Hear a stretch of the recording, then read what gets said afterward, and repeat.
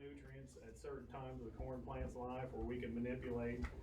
And it also got us into soil biology a little bit. Now, by no means am I an agronomist. I've never went to college. If I did go to college, I flunked out, partied out, or whatever for a little bit. But, you know, I have zero education past high school. So everything I have learned has been basically chasing yields for the NCGA that we've carried over to our farm. We're getting down pretty good with our tissue samples now. 2017 we raised 388. 2018 was 386, and 17 388, and then last year we went 394 with the same hybrid. One thing about it is when you take this class, you won't have to guess. If we do our job by teaching nutrients and amounts, you won't be guessing anymore. You know, we run our 2x2x2 planter system. We'll get into that, how important it is to have the corn off on an early start, a good start, because there's only 2 times in the corn plant's life we can manipulate yield, and one is at planting. And in fact, it's so important, we basically run the same program for our hill ground as what we do our contest ground.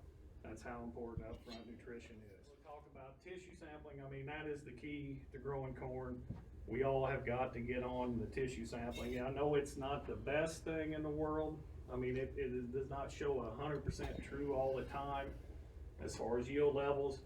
We'll get into that later in our meeting, but it is the only thing that I know of that we have that can tell us what's going on in the corn plant. You know, and once we get the tissue sampling down a couple years, then you'll get an idea of what we're talking about. You know, we talk about ratios. That is huge. You know, we talk about numbers. You know, high numbers are fine and dandy, but, you know, we more emphasize on balanced nutritional levels. And we'll talk about every nutrient, pretty well every nutrient, the levels we want. We'll show you what we got. You guys will get to see something that nobody has seen in the past. This will be our 11th year of pulling tissue samples. We have never showed anybody till this class started what our tissue samples are. We'll go through some guys' tissue samples, compare them. We'll explain what we would do, when we would do it, why we would do it, and what to expect on the amounts that we put out there should bring these levels to what we're shooting for. You know, soil samples. No offense to guys that base yields off of soils. My soil samples, when we show up there, will tell you why I don't pay a whole lot of attention to soil samples. Because when we show our soil samples up there, you know, we shouldn't ever have to put any nutrient out there, commercial fertilizer, because they're high and everything. But it's all about availability to the plant. What gets in the plant, that's what pays the bills. So we don't base hardly any information of yield as far as what our soil samples nutrition say. Go through the nutrient application of why we ban, explain why banning is so much better than broadcasting, and we will talk about forms of fertilizer, how important it is, because there is a huge difference in forms of fertilizer. Dire question that has to be answered, you can call me, but normally we like to answer them through emails, okay? Because, you know, we farm, we raise turkeys, we grain farm too. I don't want to be on the phone, no offense, for 5 hours a day answering phone calls, okay? Now, not to say we can't, but the job is that we want to do, we want to give you guys enough knowledge that you guys will be able to cipher through most of them yourself if you sit there and take notes and see. I think it's important to point out too that we're going to teach you guys how Kevin got to what his program, how he figured out to apply the nutrients that he applies. We're going to teach you what he learned or how he learned that, so then you can take it to your own farm and figure out your own program. So it won't necessarily be a copycat of his tissue samples or his liquid application. It'll be what works for your farm. So my program is geared for my soils, okay? I'm not saying it won't work for you guys, but this is what we are geared that we found that works best for us.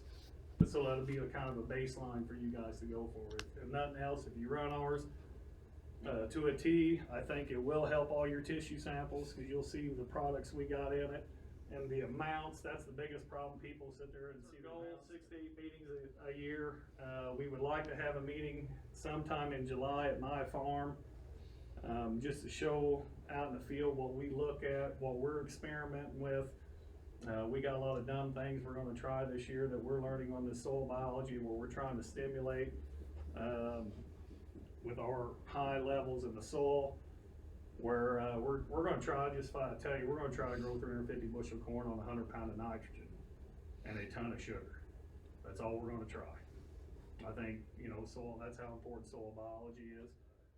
So I'll take if you send tissue samples, I'll take them and I'll put them in you'll see it if you stay. It's basically a side-by-side comparison Excel sheet, and that's the only reason I save it. We anonymize it. We'll give you a farmer number if you join. We'll email you out what your farmer number is, so nobody else knows that those tissue levels or soil levels are yours. You'll be the only one that knows, and then more than likely next year I'll delete them as long as we have enough to replace them. I mean, there's no reason to keep old ones. We're not correlating them. We're not selling them. We're not collecting your data. No, basically. we have no. And if you don't want to send it in, don't send it in. It's your information. We're giving you our information. We'll tell you about what we would do on your tissue samples, but they're yours. There will be other growers, if you don't want to send yours in, that's already sent them in, that will give examples of what we're trying to do. I said, well, what makes you think that, you know, you had 50 years of it not working? What do you think year 51 is going to do? What's going to happen? What's going to change? You know, and them's problems that we've kind of fixed. One thing we always say, I always tell people, don't stick any more money in it. Whatever money you was using on your other fertility, use the same amount, but change your forms. You know, go to the Y drops, and you should gain more yield. I mean, our biggest thing on our farm is, since we've been on this program now, 2017, you know, we have no irrigation. We farm in southern Indiana, hills, mountains, cliffs, some river bottom. We farm average 303 bushels across the board in 2017. 2018, we were in that 280, 285 range. You know, last year we lost all of our good ground. I got a high APH. There was no way, no matter what I did, I could bring the rest of my acres up to get over. We was on 85% coverage, so we pulled the plug on it. So this year's average pretty well sucked, or 2019 for us sucked. But you know, that's the great thing about the Y drops. I didn't have all my money into the crop, so I collected crop insurance, turned around, planted soybeans, grew best soybeans in my life.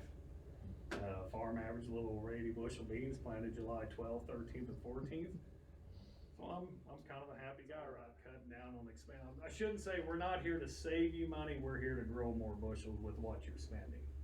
So don't sit there and think we're going to save you. You can cut $150 off of your fertilizer bill an acre, because we're not here for that. We're here to grow more bushels with what you're putting out dollar-wise. You know, changing forms of fertilizer, the amounts.